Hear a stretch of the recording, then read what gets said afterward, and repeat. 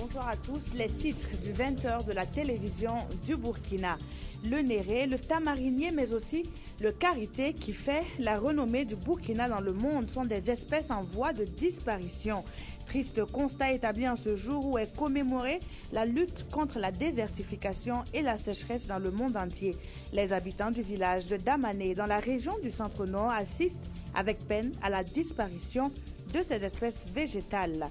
Et puis, à la une également, cette actualité beaucoup plus reluisante, 5 milliards d'euros injectés dans le processus électoral. La prouesse est réalisée par le président Kafando lors de son séjour bruxellois. Résultat, l'Union européenne va débourser cette somme pour aider le Burkina Faso à réussir le pari des échéances à venir.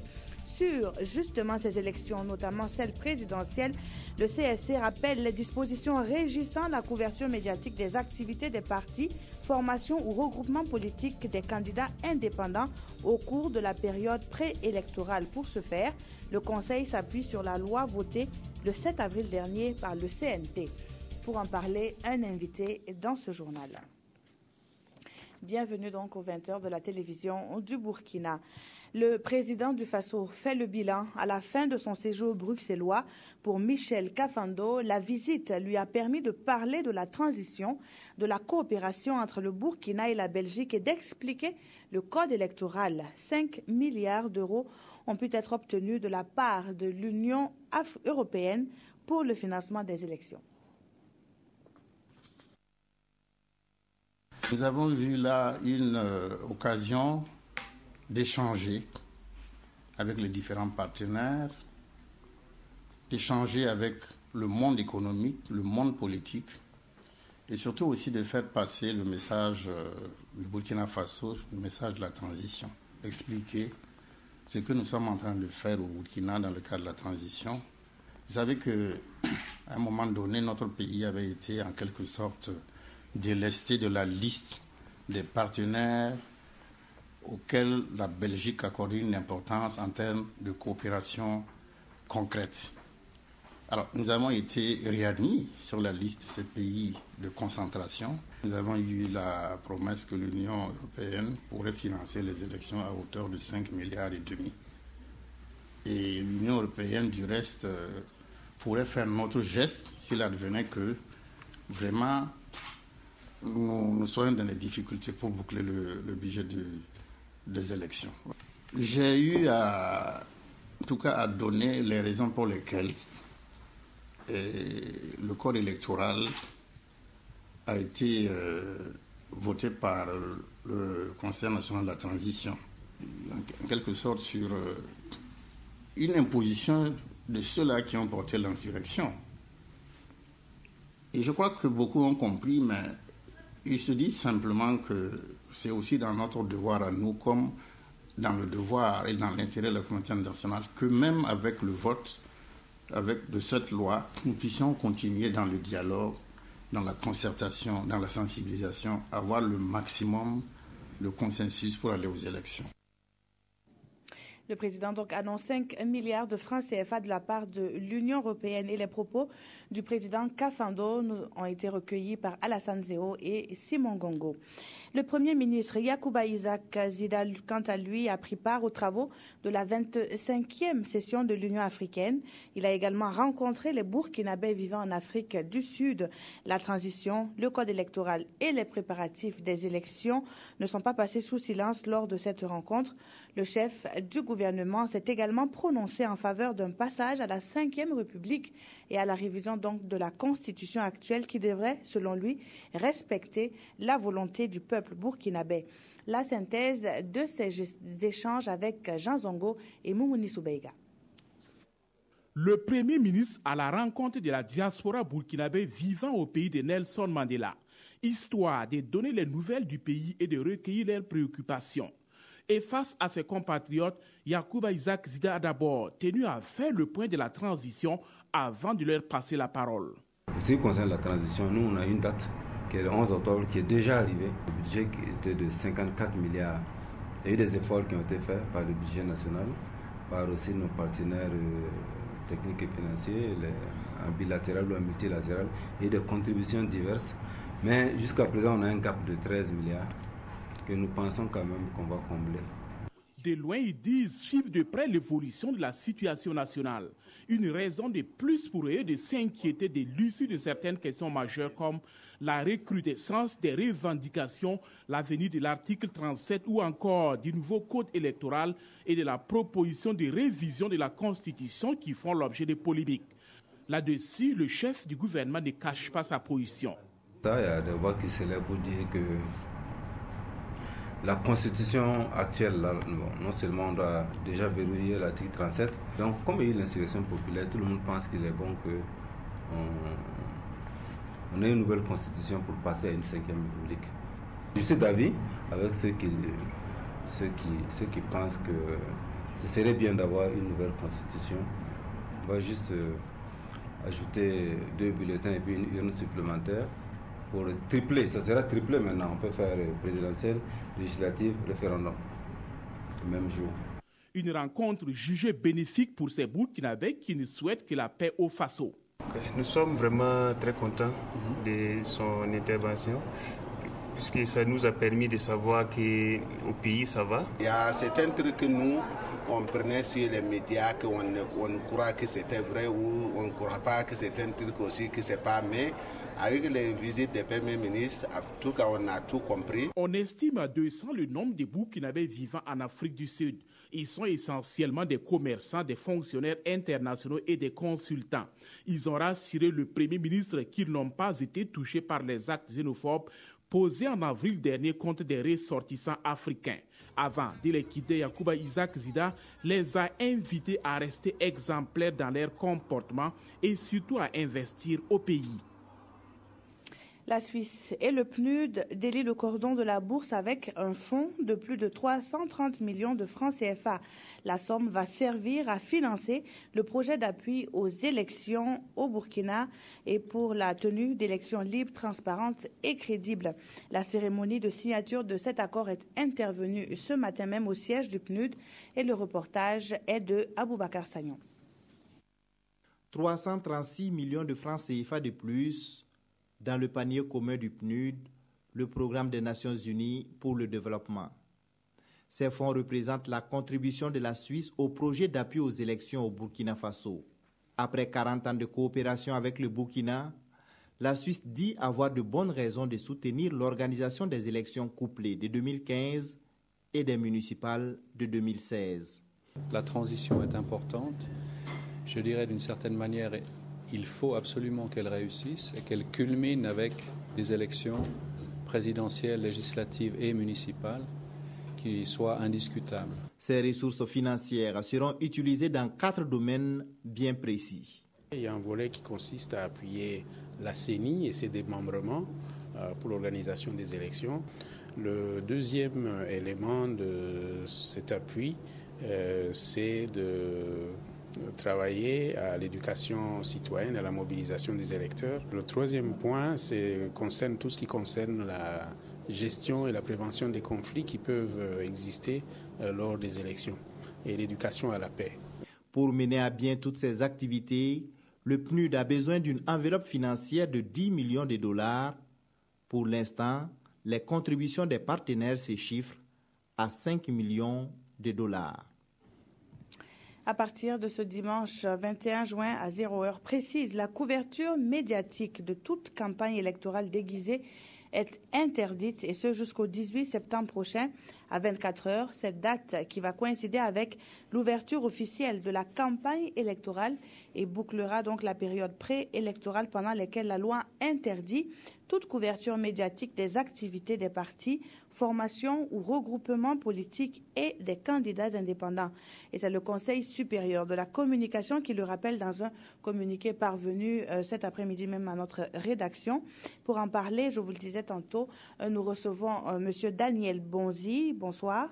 Bonsoir, Mme Ouedraogo. Monsieur Bonzi, vous êtes donc le directeur de la réglementation, de la médiation et du contentieux au CSC. Merci. Alors, dites-nous pourquoi un tel communiqué?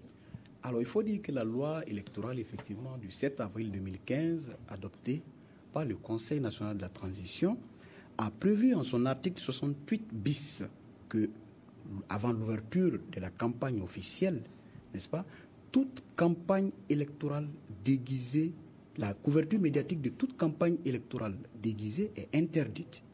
Alors, la loi prévoit également que le cas échéant, toute personne ayant intérêt peut saisir le Conseil supérieur de la communication, garant du principe d'égalité entre les partis en compétition.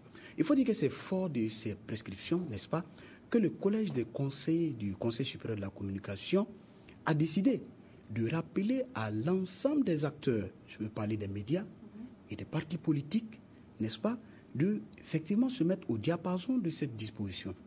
Donc, effectivement, qui commence à courir à partir du 21 juin 2015 au 18 septembre 2015. Voilà un peu présenté, Madame Ouedraogo.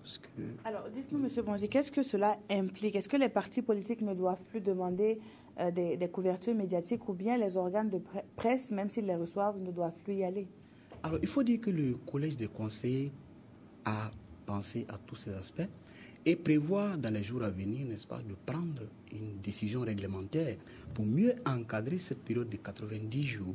Et donc, en attendant effectivement cette décision, je ne pourrais pas rentrer dans certains détails. En sachant que le communiqué va prendre effet dans quelques jours, est-ce que les dispositions seront peut-être communiquées avant ce dimanche? Bon, le Conseil compte effectivement se réunir sur la question et très bientôt, s'il y a des dispositions à prendre, on vous les fera connaître effectivement. Alors, dites-nous, est-ce que les partis politiques ont officiellement été saisis justement par rapport à cette disposition de la loi? Mais je crois que tout le monde est au courant du nouveau code électoral et les partis politiques ont été partie prenante de ce nouveau code électoral. Et effectivement, ils sont bien entendu concernés par tout ce qui va être pris. Mais bien entendu, le Conseil supérieur de la communication s'appuie sur les prérogatives que la loi lui reconnaît. Sa loi organique, effectivement, lui reconnaît.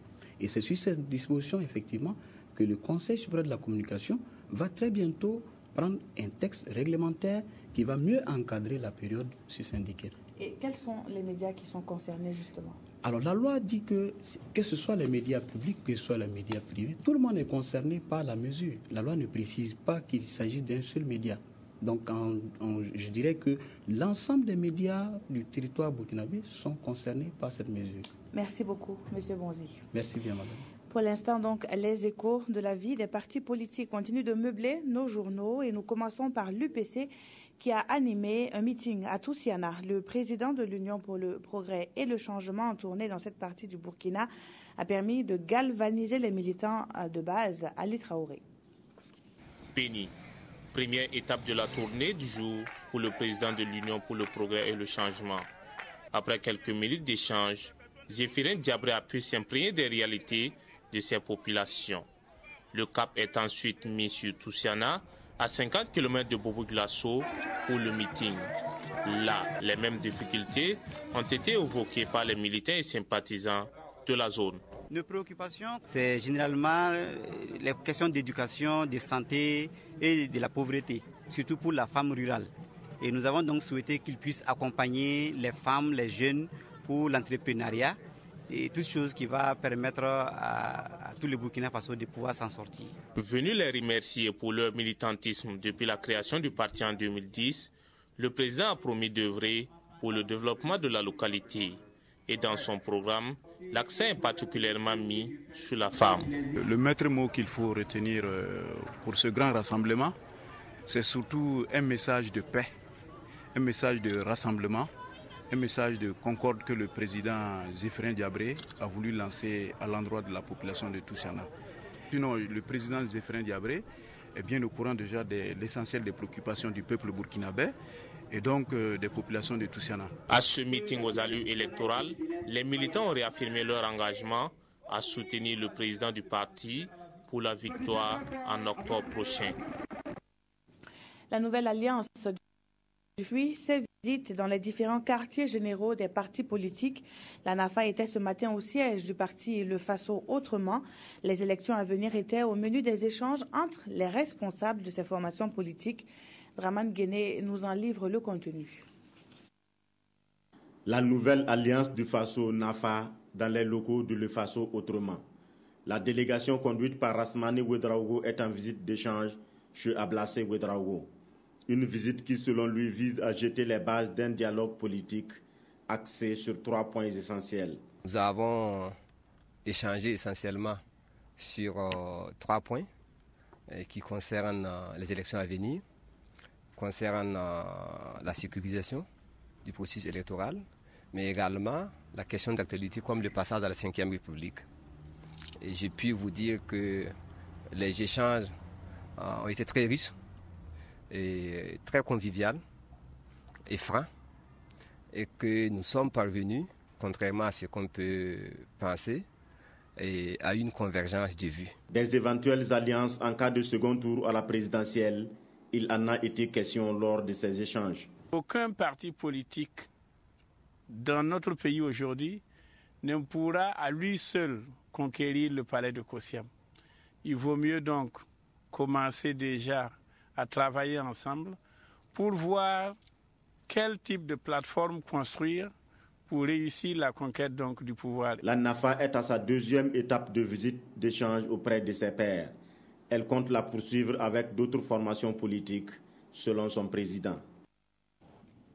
Le président du MPP en tournée dans le centre-sud était dans la ville de Pau lundi après-midi. Marc-Christian Kaboré a félicité la population pour son rôle joué dans l'insurrection d'octobre dernier. Il a du reste parlé développement aux populations de plusieurs localités de la province du Naouri. Jacques Lamissa Tarpaga. Grand rassemblement du mouvement du peuple pour le progrès à Pau. Place Nemaro, les militants du parti sont venus entendre le message de leur président, Marc-Christian Kaboré. Ici, l'on a beaucoup parlé de développement.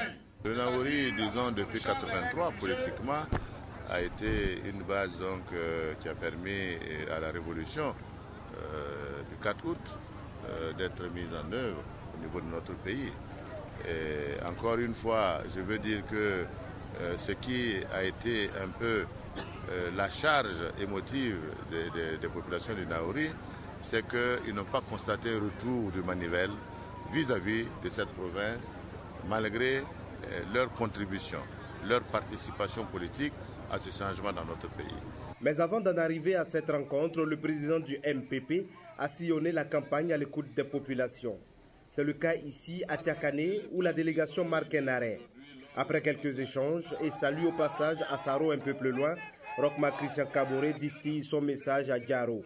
Là également, le MPP écoute, échange et surtout félicite pour la mobilisation et le combat des 30 et 31 octobre 2014.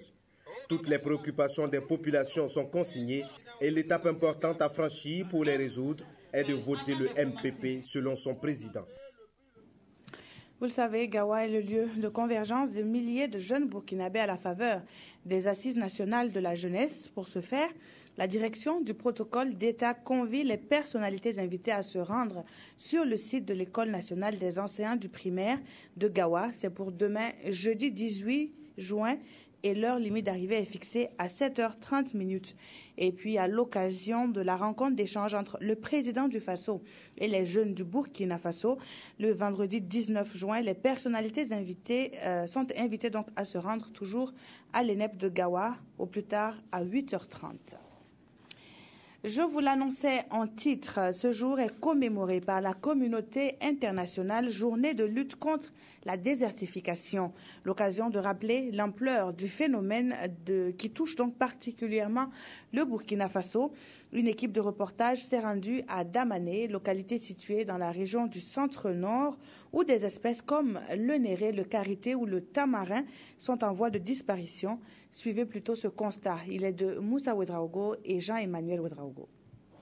Un pied de Parkia biglobosa ou néré en langage commun en campagne. Rien de plus ordinaire au Burkina Faso. Seulement voilà, nous sommes ici dans le village de Damané dans le centre-nord, à une dizaine de kilomètres de Kaya, et ici, l'espèce se fait de plus en plus rare. Une situation dramatique pour les populations. Il faut dire que des racines jusqu'aux feuilles, l'espèce est d'une importance capitale et ce sont les femmes qui en parlent le mieux. Nous consommons la poudre du néré et nous utilisons ces graines pour faire du sumbala. Les pieds de néré dans le village de Damané se comptent désormais sur le bout des doigts.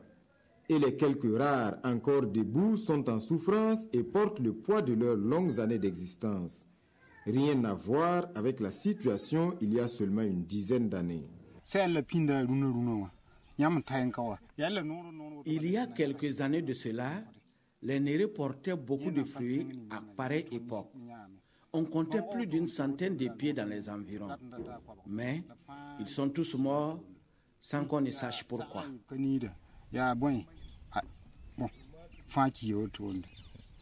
Le plus inquiétant, c'est que le néré n'est pas la seule espèce de grande valeur en voie de disparition dans la zone du centre-nord. La qualité, c'est pareil.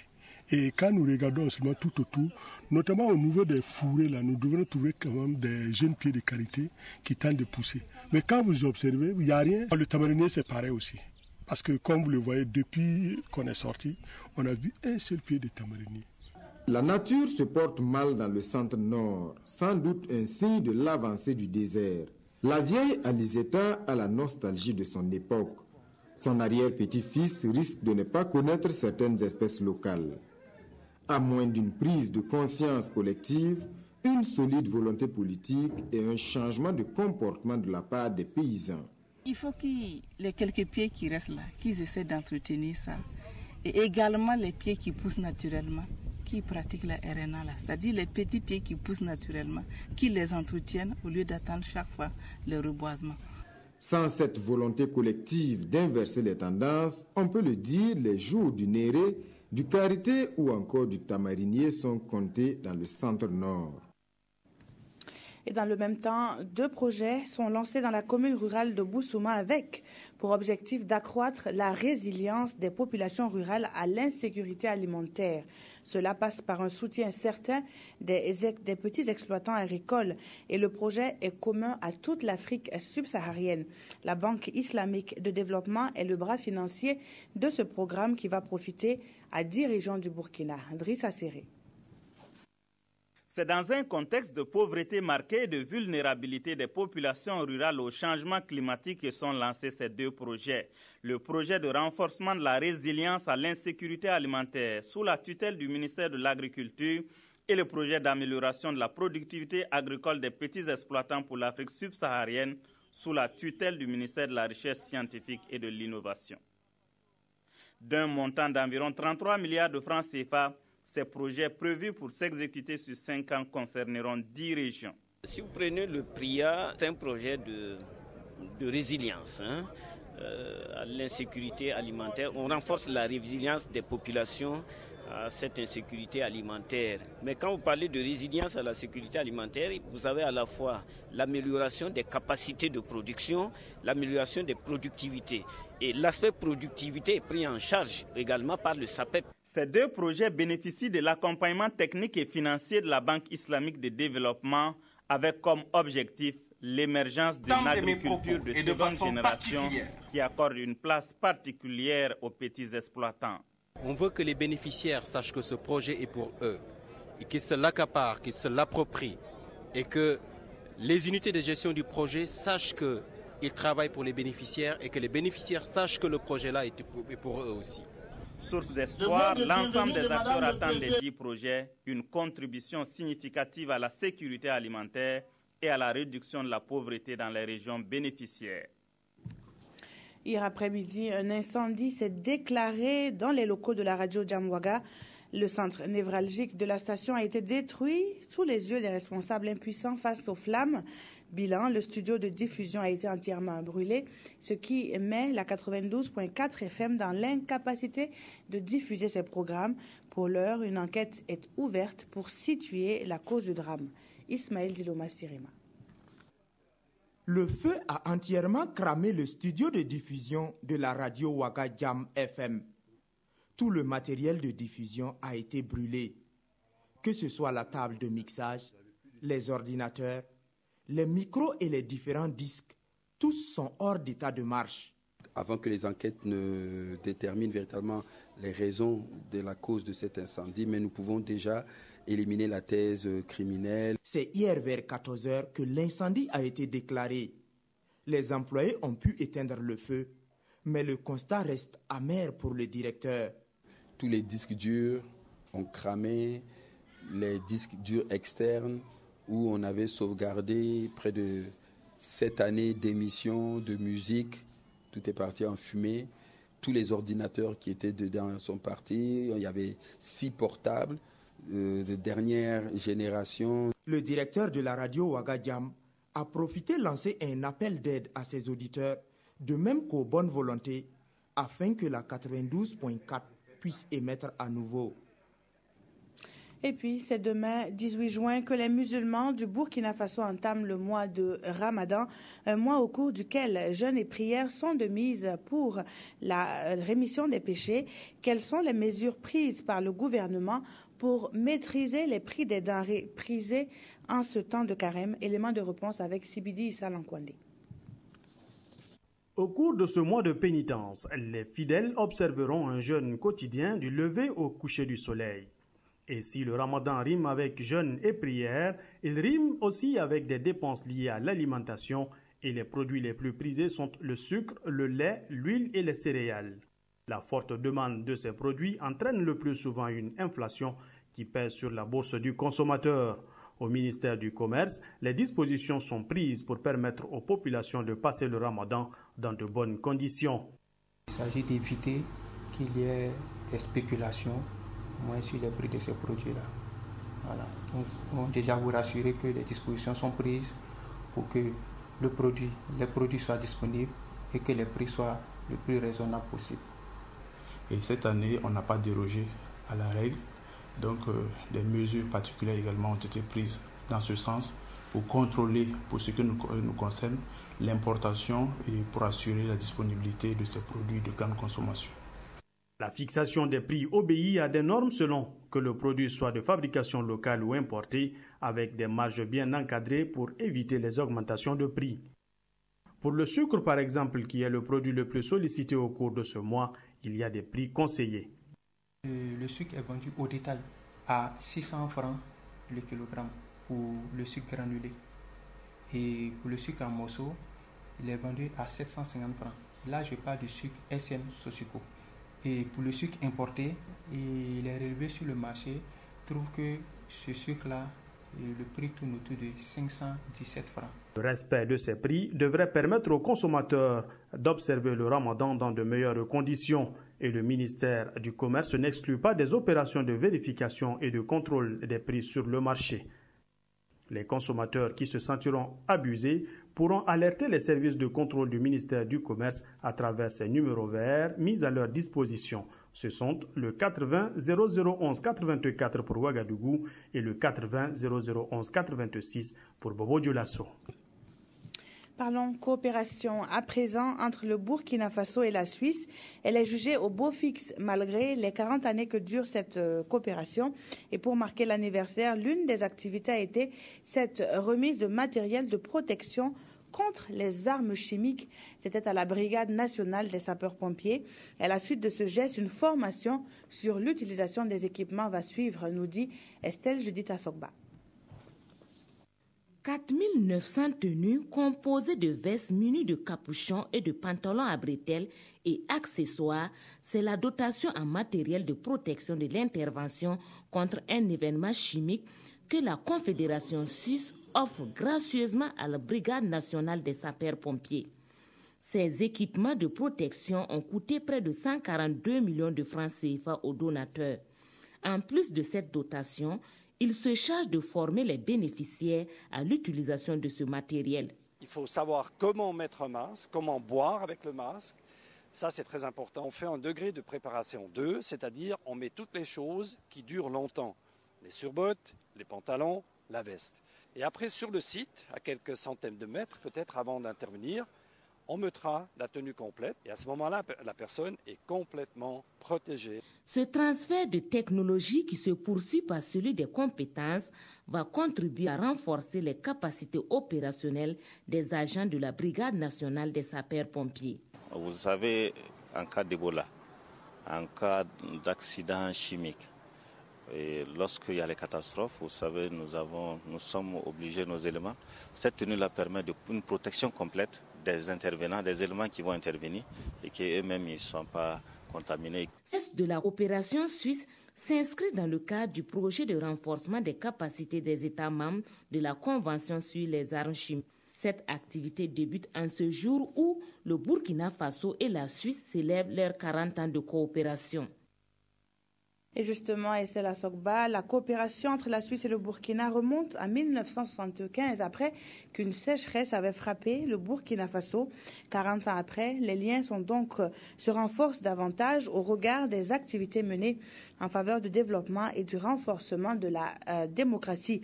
Au cours d'une soirée hier à Ouagadougou, des engagements ont été pris pour continuer dans la même lancée, à l'image de l'aide au développement de l'Afrique qui va augmenter selon la Suisse en 2017. Le reportage de Ismaël Diloma Sirima. La Suisse aux côtés du Burkina Faso depuis 40 ans maintenant. 4 décennies de coopération au cours desquelles la nation helvétique s'est engagée dans des projets de décentralisation, de développement rural ainsi que de l'éducation de base. Un engagement traduit sous forme d'aide et qui s'élève en moyenne à 2 milliards de francs CFA par an. L'aide bilatérale de la Suisse, 40% de cette aide est destinée à l'Afrique. Et on va proposer à notre Parlement à partir de 2017 que cette proportion de 40% de l'aide bilatérale pour l'Afrique passe à 60%. La célébration de ce 40e anniversaire a été animée par 2 prestations théâtrales. Seulement quand je parle aux comédiens, ils ont l'impression que les procédures sont plus importantes que leur vie. Et une projection de films documentaires sur quelques réalisations effectuées par la coopération suisse. La promotion du développement durable et la lutte contre la pauvreté ne permet pas de changer son fusil d'épaule à tout moment. Donc pour nous, l'engagement sur la durée est un principe extrêmement important. Et un autre principe, c'est de vraiment prioriser les pays les plus pauvres. Le Boulkiemde, le Gourma et le Yatenga sont les principales provinces dans lesquelles la Suisse a axé son aide.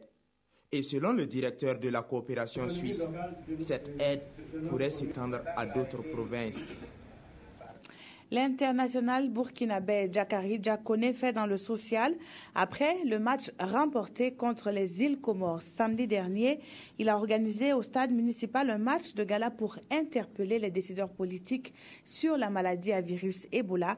Des stars anciennes comme nouvelles du foot se sont retrouvées hier à Ouagadougou. Jean-Modeste Ouedraogo.